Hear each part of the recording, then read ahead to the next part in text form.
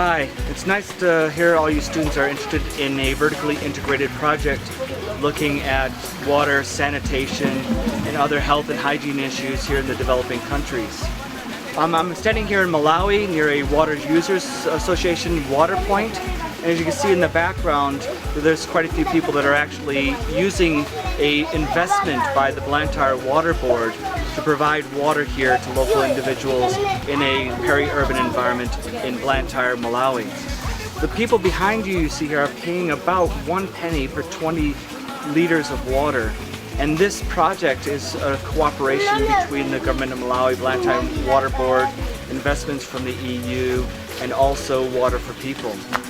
I think what you'll find by being involved with a vertically integrated project at the University of Strathclyde is the opportunity, whether you're in the social sciences, in the sciences, in engineering, in business school, or other aspects of education at the University of Strathclyde, that engaging with the vertically integrated project looking at water, sanitation, and health and hygiene in the developing countries, that the knowledge that you're learning can be distilled in a way that can actually help these types of communities. So we hope that this documentary and the information that you'll be seeing and the videos that will be following this are of interest, and more importantly will excite you and want you to actually get involved with a vertically integrated project. Thank you.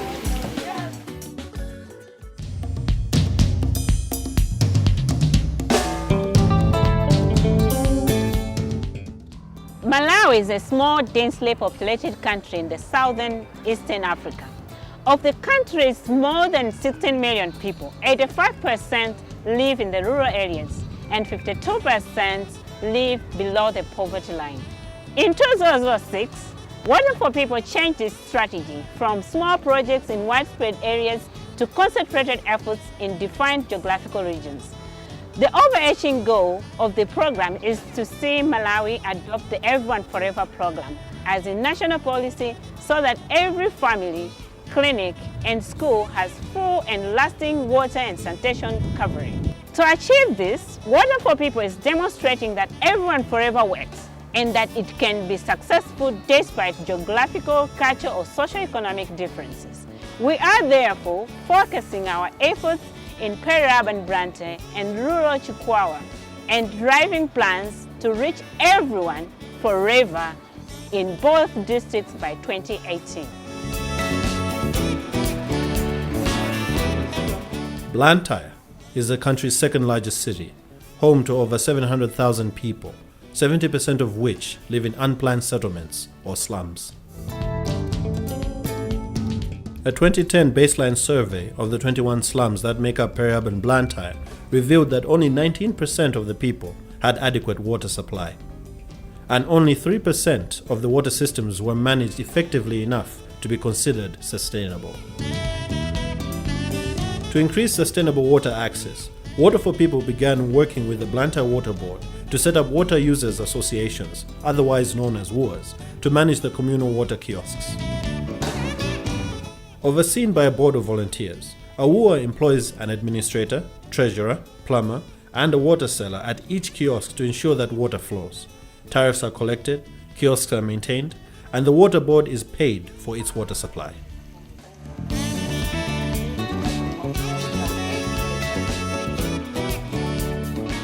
Over the past 2 years, 8 WUAs have been established to manage the water in 17 of the 21 settlements. These WUAs have been able to pay down the debt owed to Blantyre Water Board, rehabilitate and repair kiosks, and extend services to reach more people. In addition, 336 new jobs have been created, mainly for women.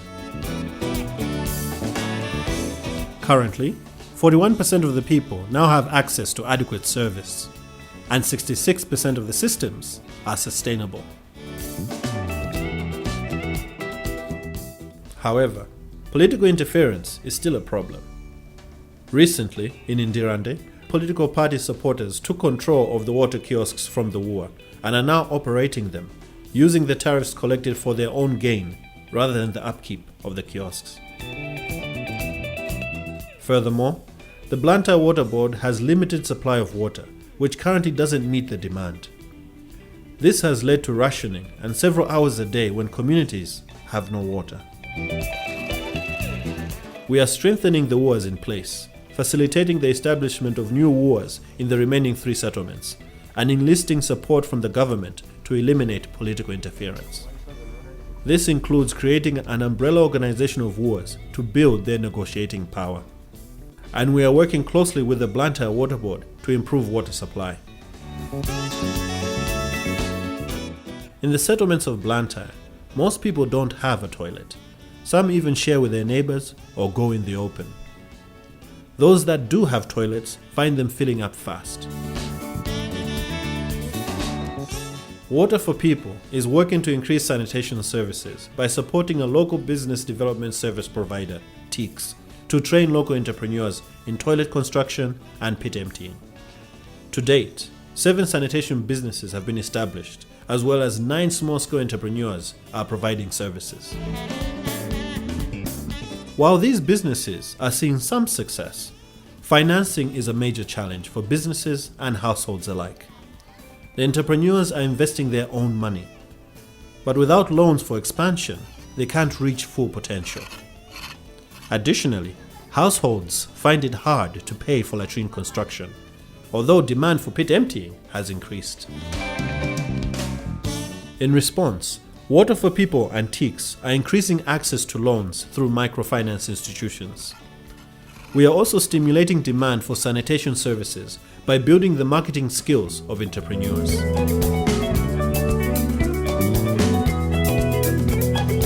The rural district of Chikwawa in southern Malawi is one of the poorest districts in the country, with 484,000 people.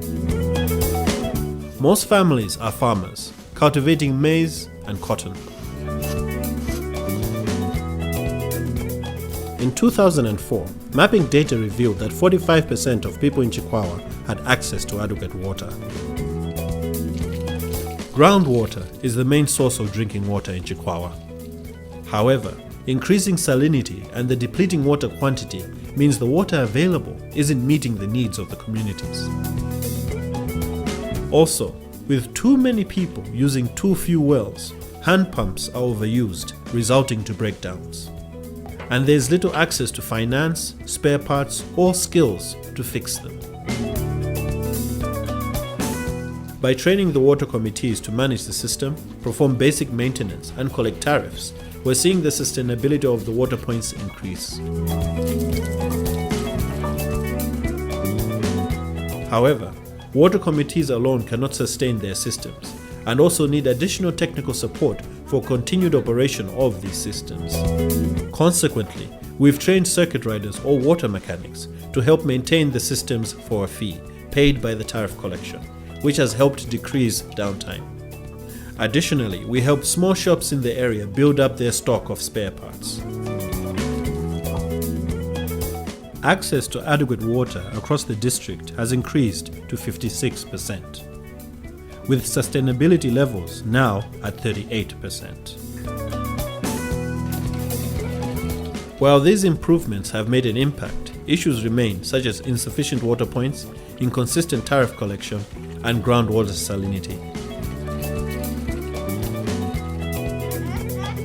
Water for People is now helping to construct more water points and undertaking a comprehensive study of the groundwater resource to better formulate options to manage water salinity and scarcity.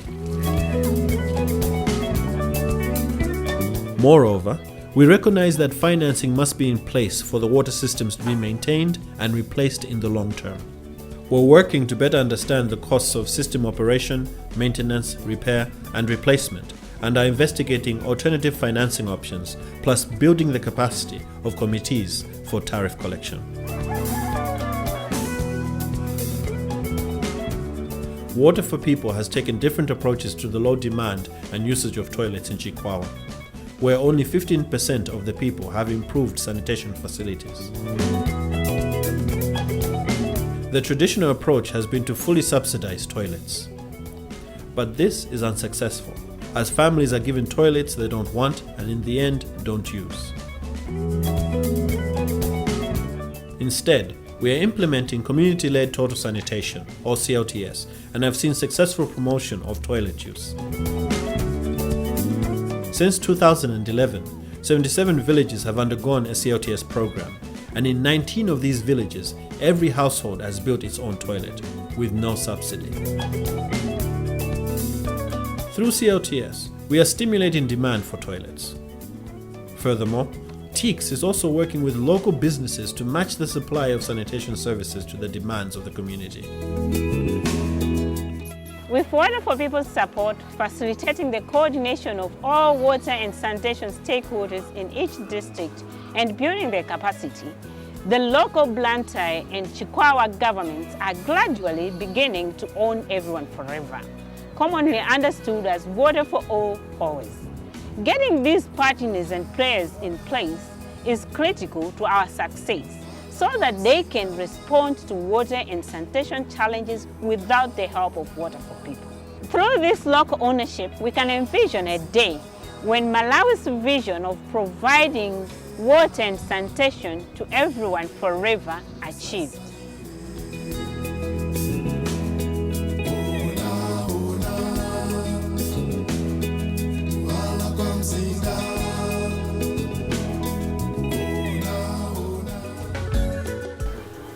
Hello, this is Blantyre. So where we are, it's Manyowe, one of the low-income areas that Water for People Malawi is working on. Water for People is implementing a water and sanitation projects in Blantyre. So on the sanitation component, we also partnered with the University of Strakistide, where they attached one of their master's students, Chungli Mark, to actually do a research on one of the pit emptying technologies that we are promoting called a gooper. So a gooper is a simple pit emptying equipment that is manually operated using hands.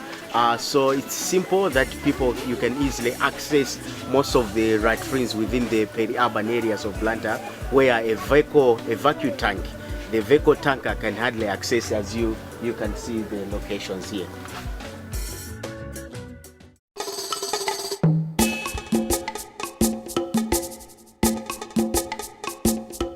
Malawi is one of the least urbanized nations in the world, as proven by the high levels of poverty in the country. Poverty in Malawi is manifested through, among other deprivations, poor access to water and sanitation. Unlike the water sector, which has considerable amount of investment and interest from stakeholders, sanitation has not received as much attention. This is mostly because people are not accustomed to talking about sanitation, as it is mostly associated with toilets.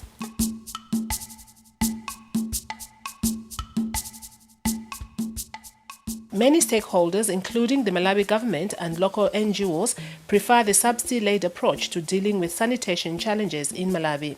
This is where people are given slabs and toilets at little or no expense to the beneficiary household.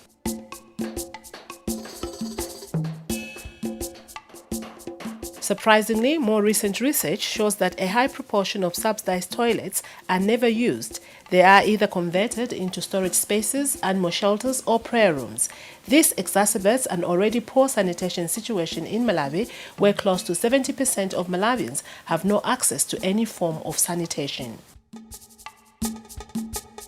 Water is easily demanded, and everybody feels the need for water. The need for sanitation sometimes is not easily seen or felt by the household. So you have to promote, you have to market it to such an extent that people feel it, that it's something that they really need. However, Water for People, an international NGO in Malawi, has a different approach to tackling sanitation. Based on the principle of no subsidy, the organization believes that when people invest in their own sanitation, they are more likely to use it. The approach has come to be known as sanitation as a business. Our sanitation work in Malawi, we are promoting sanitation marketing. In other words, it's called sanitation as a business in both Blantyre, Chikwawa and Rumpi. So we engage private sector in the delivery of sanitation services, whereby they provide services and we build their capacity, but also we create demand in the communities by promoting hygiene and sanitation. The sanitation as a business approach empowers the private sector to provide sanitation infrastructure and services to communities in the form of businesses. This means the private sector sees each person without proper sanitation as a potential customer who will pay for their services. Since Water for People has activities in both urban and rural areas of the country, the approach is applied differently to suit the reality in each target area. It depends on the locality to say this technology we can promote it in this area, or this one we can promote it in this area. So for example, in Chikwawa mainly we promote the ecological sanitation, and these are the Fosatenas, the Abalos and the Skylos.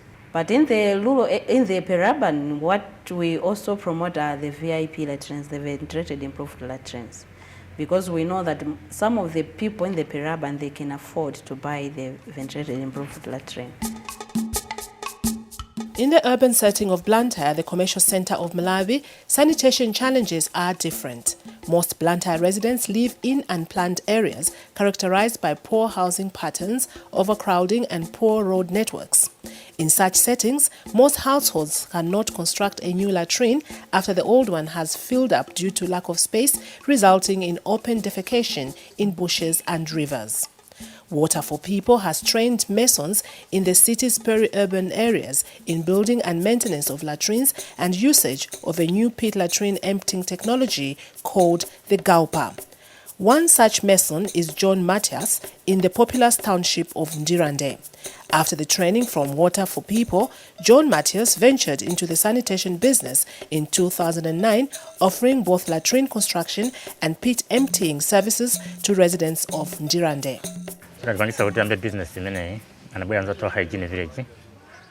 I was introduced to sanitation as a business by Water for People and their partners. They trained me and other masons in latrine construction and maintenance. Most of my clients prefer the ventilated improved pit latrines, VIP, rather than the Skylo. After our training, Water for People told us that if we maintain our businesses, they will offer us a pit emptier called the Gaupa. And with the Gaupa, our business is prospering, and we reach far and wide across many low-income areas in Blantyre. Since venturing into the sanitation business, John Matthias has seen the benefits. Throughout the surrounding low-income areas, Matthias is a well-known mason for the pit emptying service he provides using the Gaupa. Water for People gave me this Gaupa and drums for the pit emptying service. This Gaupa is only 2 meters, but I wish it was longer. Some latrines that need emptying are deeper than the 2 meters. As such, it is not every latrine that is fully emptied.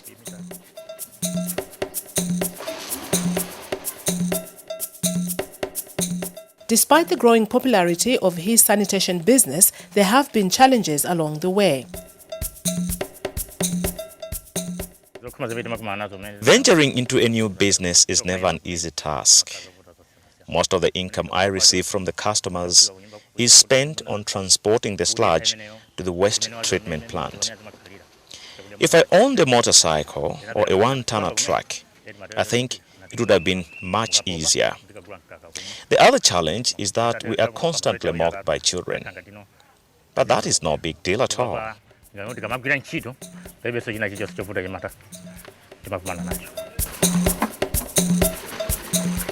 Despite these challenges, Matthias continues to provide the service in the hope that things will change for the better.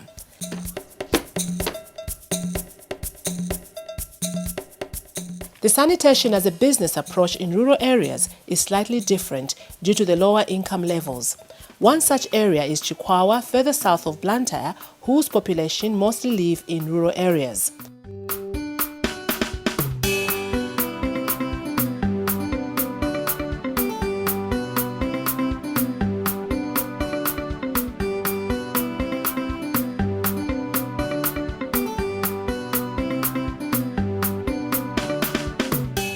The major sanitation challenge in Chikwawa is the low coverage of improved sanitation facilities, where only 5% have access to improved sanitation, mostly in the form of ventilated improved pit latrines.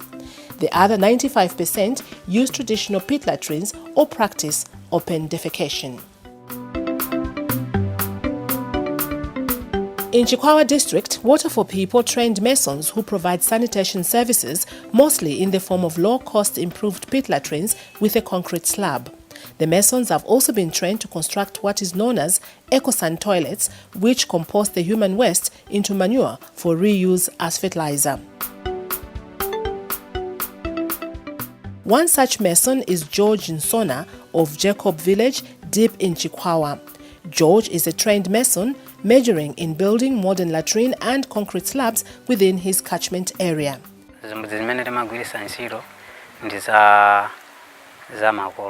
We used to have our traditional latrines in this area, but when Water for People came in, they introduced modern latrines in our area, and I was very impressed and wanted to take a major part through their training. George took the initiative to train in sanitation as a business upon realizing that his area had problems when it came to sanitation.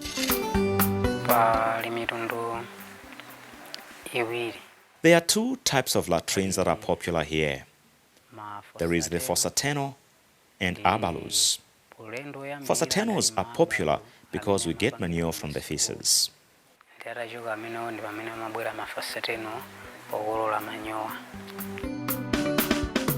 George has taken the initiative to advocate for sanitary latrines around the village.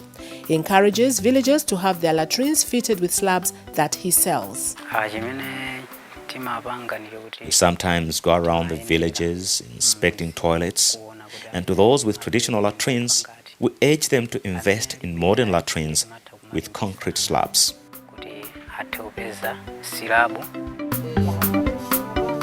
Since the area that George operates in is a typical village where inhabitants rely on farming, most families cannot afford to purchase his slabs. For that, he offers two payment options for his clients. Either the customer pays in installments or does barter trade with either farm produce or animals. But all is not smooth for George. My major challenge now is lack of tools for my business. The other challenge is that most of my customers fail to pay for my slabs. Most people still have not paid for their slabs, but George continues nonetheless. The sanitation as a business approach is different from other sanitation approaches. The entrepreneur no longer looks to NGOs like Water for People for financing, but rather sees every household without improved sanitation as a potential customer.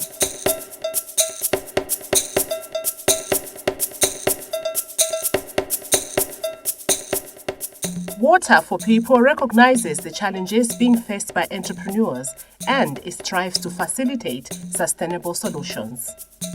There are other people that are also implementing sanitation, but maybe they're doing subsidy-driven programs. So when we go with our sanitation marketing, it's like people have to choose whether they go for something that is free or work with somebody who is just promoting them to go and access services from the private sector.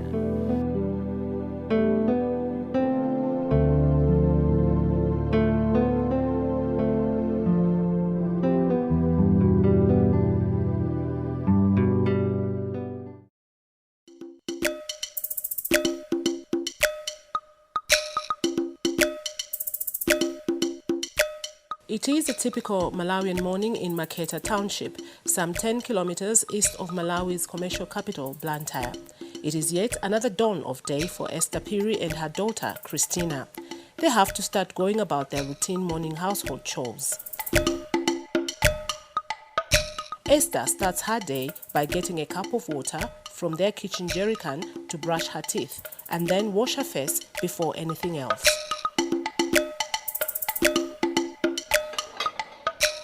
On the other hand, her daughter Christina begins her morning chores with washing the previous night's dishes. Esther then has to make sure the house is tidy.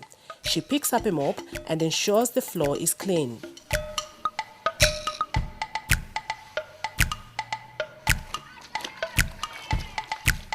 Since all the chores require water, Christina's morning task is fetching water from a nearby kiosk. This is the daily morning routine for Esther and her little family.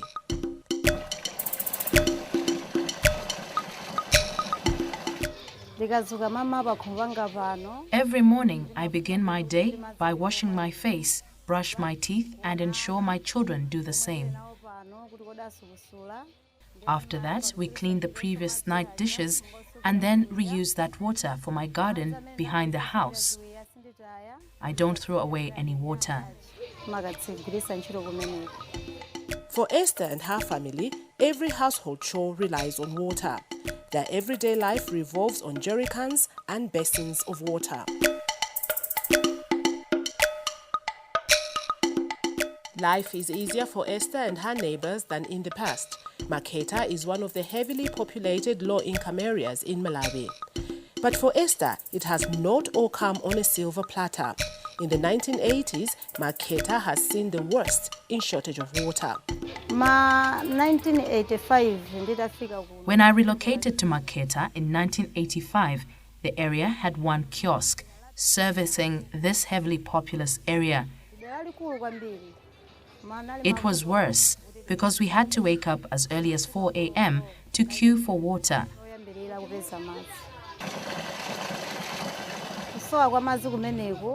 The water shortage problem was hard on us, even on personal hygiene.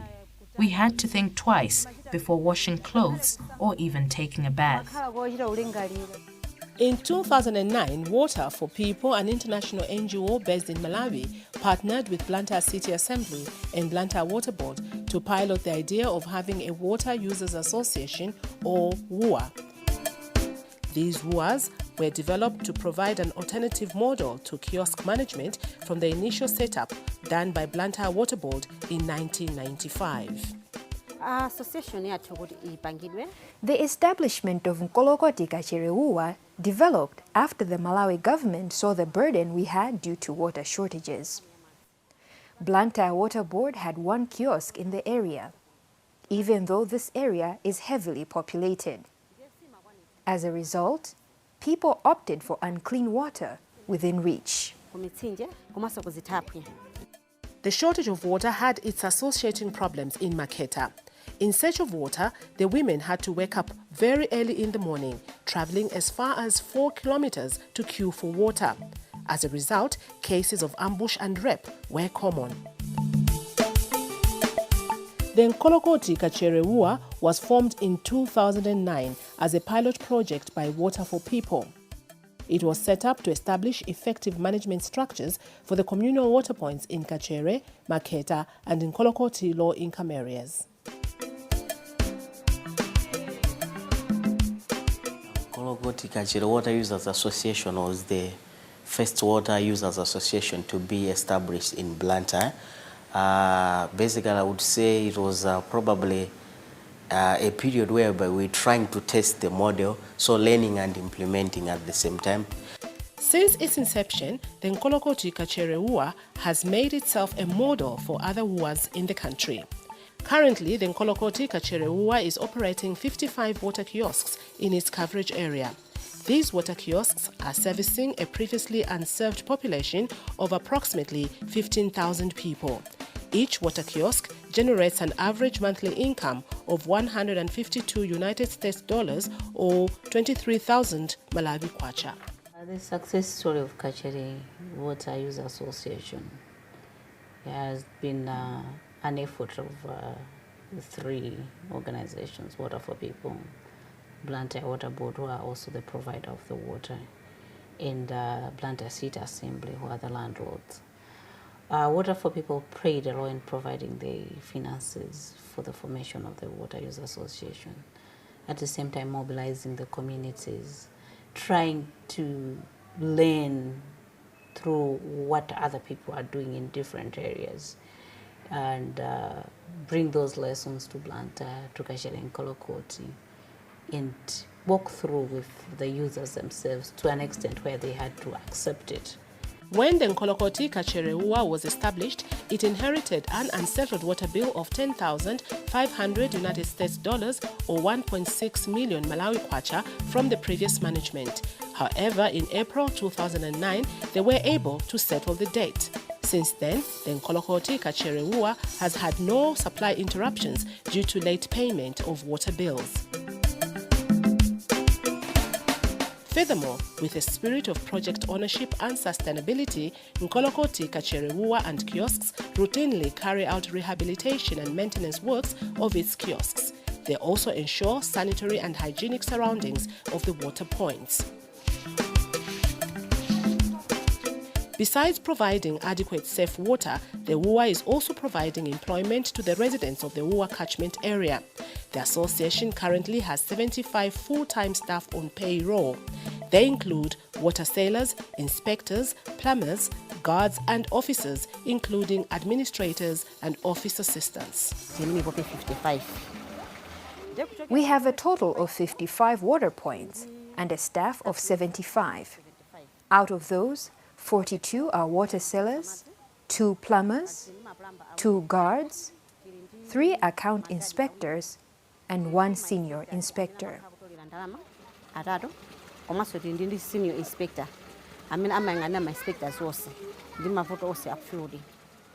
We also have an office assistant, an administrative assistant, and the administrator.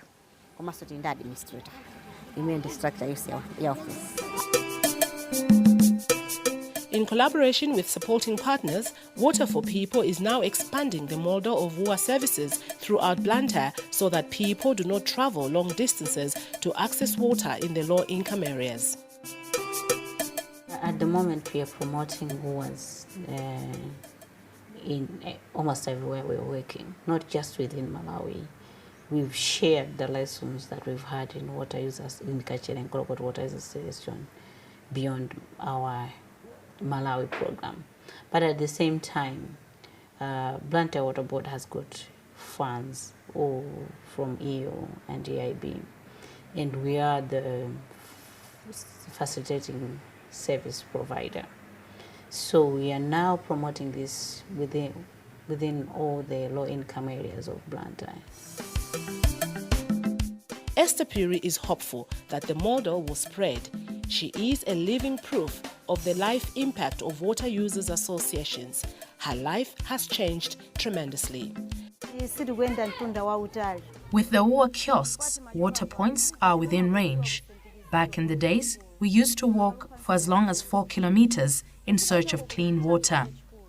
But nowadays, that is a thing of the past.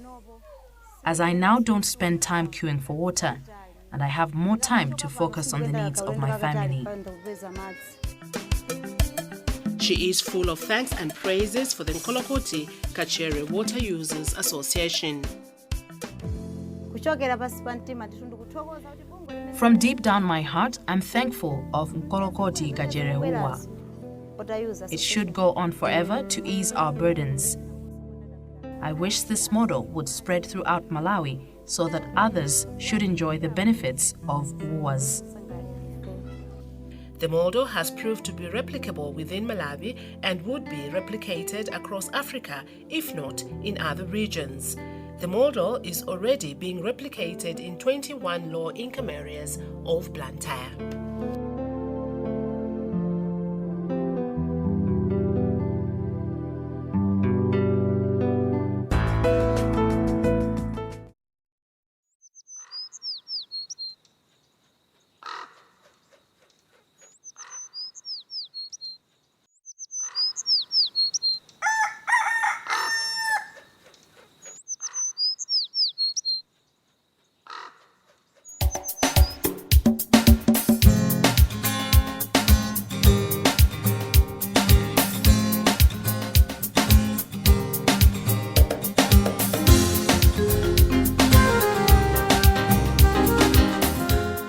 Blantyre has been christened the commercial capital of Malawi, owing to the strong presence of industry, businesses and services that throng its pavements and buildings on a daily basis.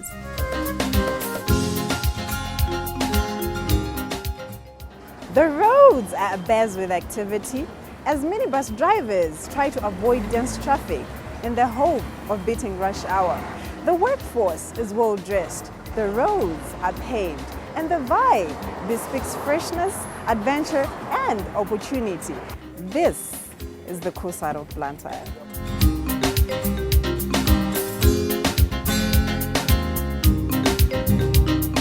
Despite this vibrant image, Blantyre has an equally glaring disparity. As the sun sets at the end of the workday, most people return to homes in high-density, low-income areas. The roads in these areas are not paved, and the vibe is more of desperation and near poverty. This is the other side of Blantyre. Currently, 70% of Blantyre citizens live in areas characterized by unplanned houses and poor road networks that provide little access to basic social services like water and electricity.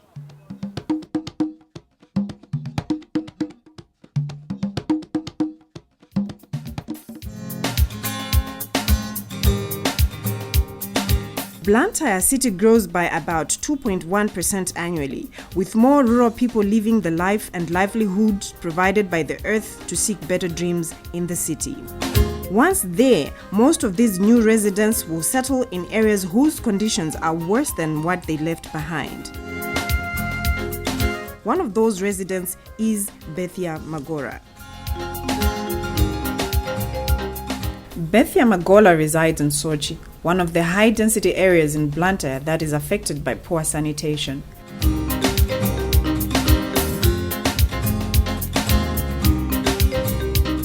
Married with 3 children, Bethia operates a small-scale business where she sells cement products.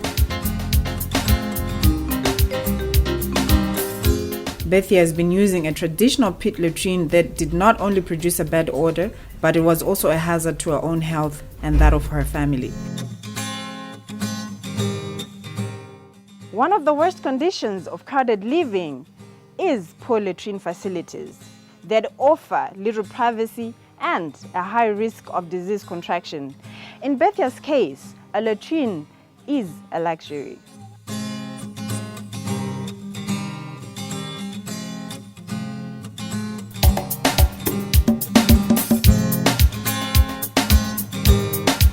There are other better latrine options readily available on the market, like ventilated pit latrines or sky loos, which can be professionally constructed by trained masons. However, even though these other options offer better privacy and disease protection, most low-income earners like Bethia simply cannot afford them. So people are stuck with poor latrines that could potentially kill them. In 2011, Water for People, an international NGO and Opportunity Bank, forged a partnership to address the poor sanitation situation of many Blantyre residents through providing microloans for latrine construction directly to households.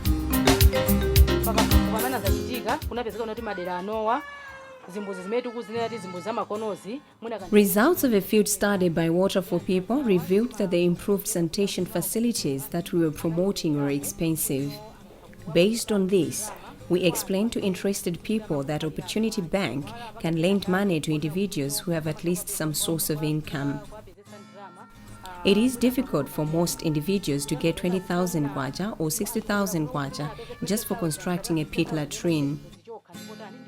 That is why Opportunity Bank pitched in to give people access to this loan facility, and the repayment conditions also enable communities to pay very small installments each month for a period of 1 year.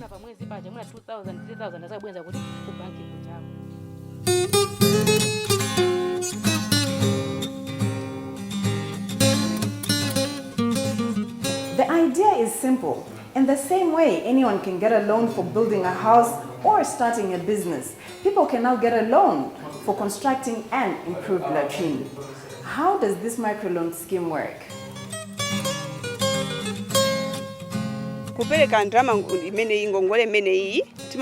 To qualify for this loan, people are required to form groups of 7 to 10 people so that the loan is managed at a group level.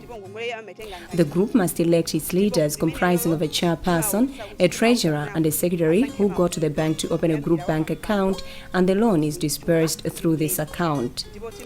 They are required to pay a collateral fee of 20% as a commitment to the bank. That is, for every 5,000 kwacha taken, people should pay a collateral fee of 1,000 kwacha. Opening an account is free of charge and the interest rate on the loan is 24%. When the group finishes repaying the loan, they can claim back the collateral fee, or they can apply for a business loan and maintain the group account.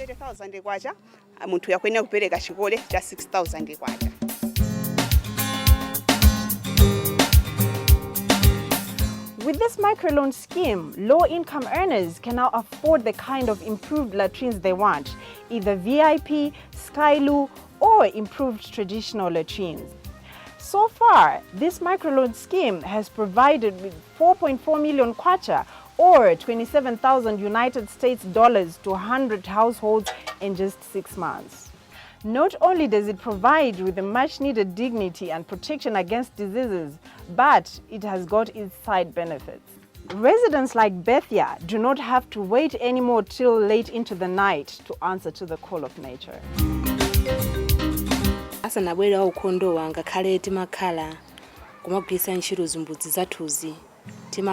Before Water for People came here, we were using very old and dilapidated latrines, but these old latrines are very different from the improved latrines that we have constructed now. People are admiring my beautiful latrine and they wish they had taken the loan at the time I got mine. I'm actually seeing a huge difference, especially in terms of appearance, between my old latrine and my new latrine. I am very happy. Even when visitors come over, I'm no longer embarrassed to show them to my new latrine. A lot of people envy me now, and they also wish to apply for this loan.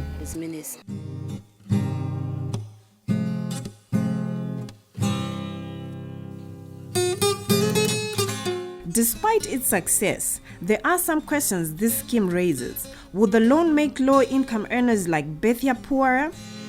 Will Bethia still feel good about taking the loan a few months down the line? And how will her feelings affect her usage of the latrine?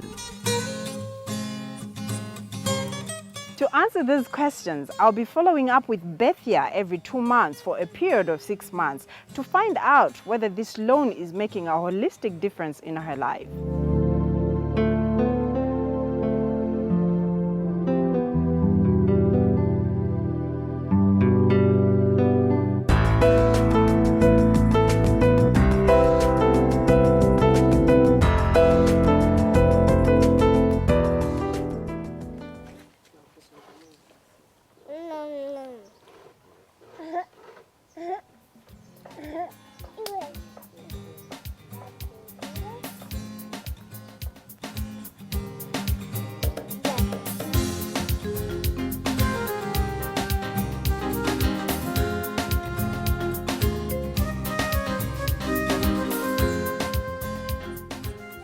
Ago, we visited Bethia Magola, a young mother of 3 who runs a small-scale cement business in the peri-urban area of Sochi and the city of Blantyre.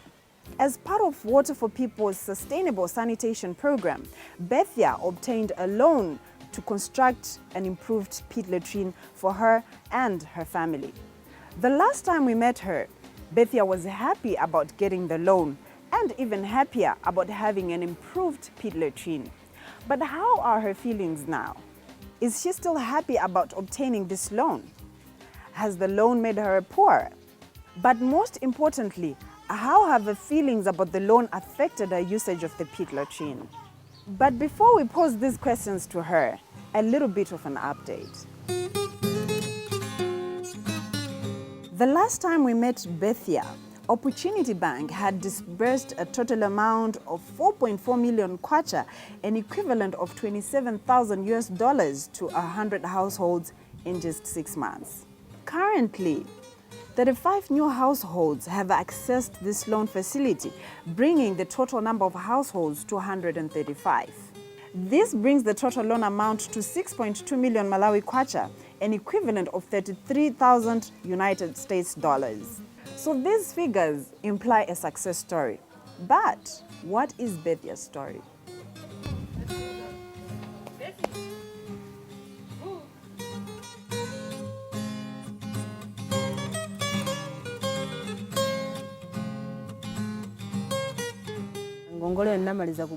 I finished paying back the 30,000 Malawi kwacha loan and I am still using my improved latrine.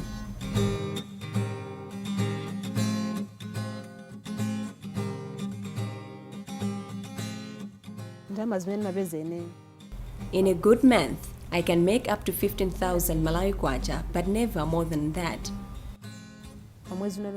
In each month, I was supposed to pay back about 6,000 Malawi kwacha to service the loan.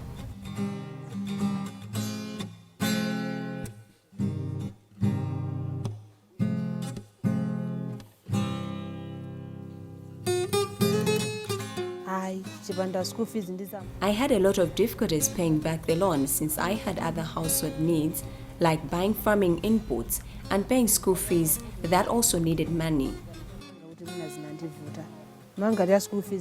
At one point, I was forced to borrow money from a friend to pay for my children's school fees. I felt that the terms of loan were not flexible, especially when someone has a death in the family. Funerals take money, but the bank was not open to offering some considerations for bereaved loan recipients. Instead, the bank would give a penalty for each month someone failed to pay back the loan, even when one has asked for consideration. People experience problems in life, and the bank needs to understand that. It's just not right.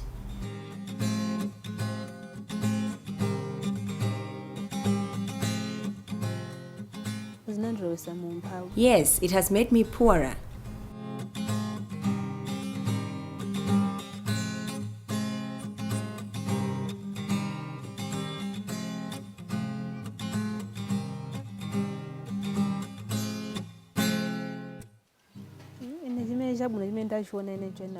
I am still proud of my new latrine. Right now, I don't stay in a constant state of embarrassment when guests come to visit, as was the case with my old latrine. I am no longer ashamed and I am now at peace.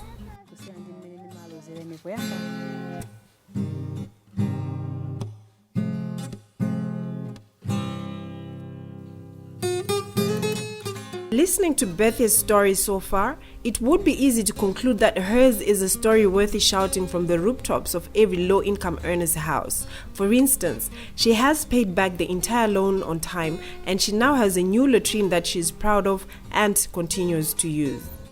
Most observations would end right there. Mission accomplished.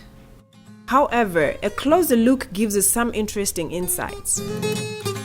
It is very clear that the loan, in Bethia's own words, has made her poorer and has affected other household essentials, including children's school fees. With loan payments taking up to about 40% of her monthly income, Bethia was forced to seek out other sources of easy credit to keep her family afloat financially. However, surprisingly, Bethia does not seem to regret taking the loan, neither has the tough experience of paying back the loan affected her feelings towards her latrine. A possible reason for this seemed to do with a simple but powerful motivation. What has remained consistent with Bethia in both interviews is that prestige, not health, was her reason for wanting the latrine. She continually used words like embarrassment, shame, humiliation to describe her motivation. Simple as this may seem, it does beg a question. Could embarrassment be used as a marketing tool to motivate others to obtain a latrine? Well, it seems so with Bethia. This was reason enough for her to get into more debt in order to obtain an improved pit latrine.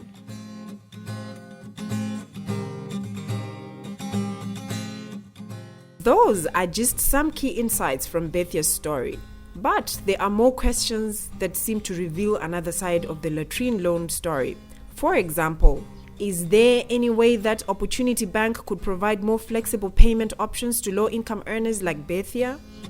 How can the latrine loan scheme adapt to socio-economic changes like inflation that have a direct impact on the cost of a latrine? In the face of these socio-economic changes, should the priority be ensuring that loans are paid back in full or ensuring that improved latrines are fully constructed with those loans? Unfortunately, the other side of this story is not for Bethia to tell. Though it concerns her, she has no control over them. In the third and final episode, I will be talking to executives from Opportunity Bank to find out how this side affects the sustainability of the latrine loan facility. And most importantly, I will try to get an answer to this burning question. Is providing loans for constructing latrines big business?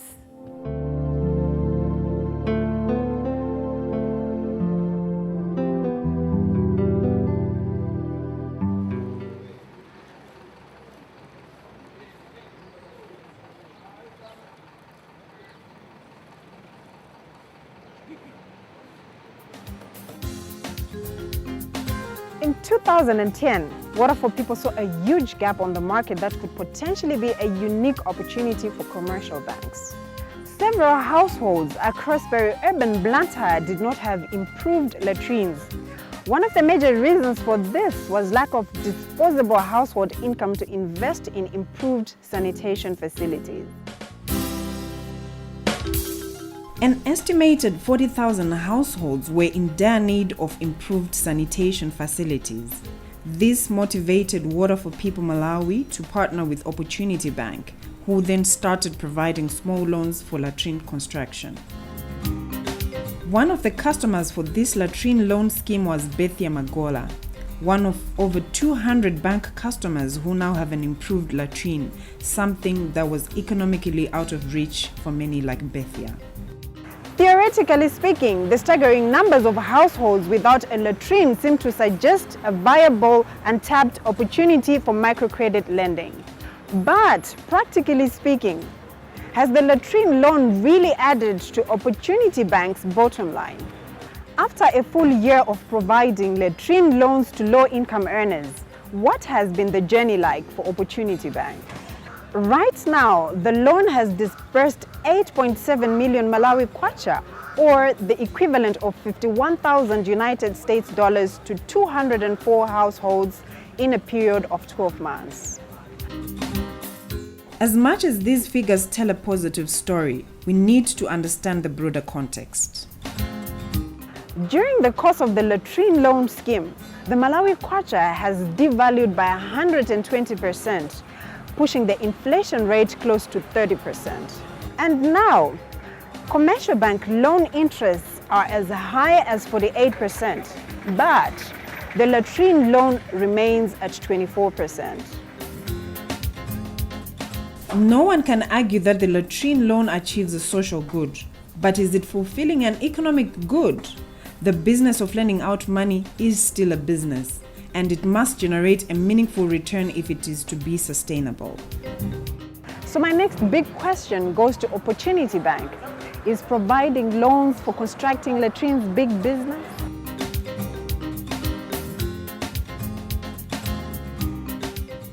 As a bank, we target the marginalized people of our population who ordinarily would not access any financial services in any bank. They are targeting the same segment of the market that we are targeting as well. So when they came forward with a solution to sanitation, it also motivated us to play a part in sanitation improving our environment. So Water for People helped us to bring in new customers, and through them we have managed to get even more customers in those areas.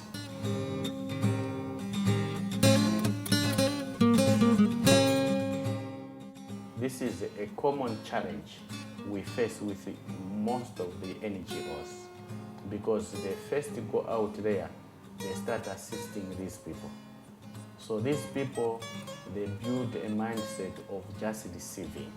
Some of the clients thought it was a grant from Water for People, when it was actually a loan.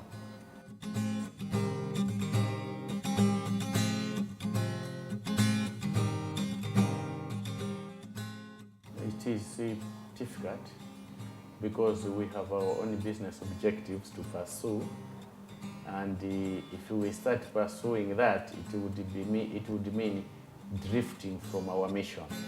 In the best interest of the bank, to see that the loans granted to people are used for the intended purpose.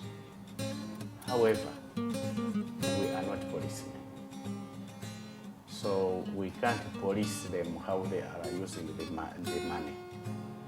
That is where Water for People comes in as partners, so that they are in the field, they are checking on what people are doing.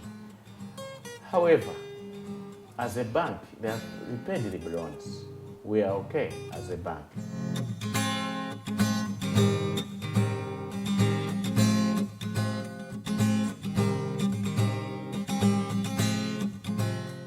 It would be a big business, but at the moment it's a small portion of our loan book, very small portion. The client base is a small percentage, it's a very small percentage, less than 1%. The target was 40,000, 10,000 each year, but because of certain circumstances, the numbers have not grown as much, so it's a small fraction.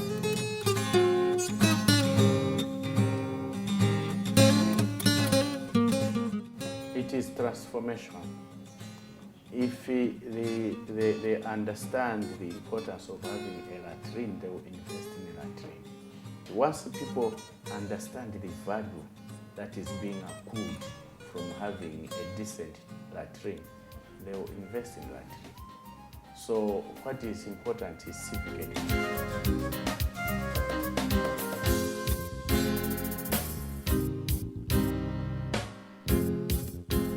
Of all the insights one can draw from Opportunity Bank's experience, this one issue of NGO involvement is probably the most prominent. On one hand, Water for People's involvement in community mobilization has brought in more and more customers, and furthermore has helped to reduce and maintain the interest rate at 100% below market rate. That's good. On the other hand, this involvement has unintentionally created an unsustainable dependency on Water for People. This involvement extends beyond just community mobilization and even includes verification of constructed latrines. That isn't necessarily a good thing. So what we have is a mixed picture that suggests that the latrine loan scheme would actually collapse if Water for People Malawi pulled out. With a customer base of less than 1%, this suggests a very new but risky market that needs more time to develop and requires more value creation to stimulate demand. The problem with sanitation in peri-urban Blantyre remains one of financing. With high inflation, having an improved latrine will remain an unreachable dream for many. As such, the latrine loan scheme, with its many unanswered questions, provides a perfect platform from which to learn and innovate. What about Bethia? This mother of two and small business owner is still using her latrine and is living proof that the latrine loan scheme did make a difference in her life, though she had to make sacrifices to make this happen. Currently, she has added a new item to her cement product business, latrine slabs. What could be our final word? What could be said about the latrine loan scheme that would capture all that we have seen, learned, and experienced in more than 6 months? Well, with 40,000 households in peri-urban Blantyre still in need of latrines, the latrine loan facility has reached only a little over 200 households. That is a drop in what seems a limitless ocean. But what is an ocean if not a multitude of drops?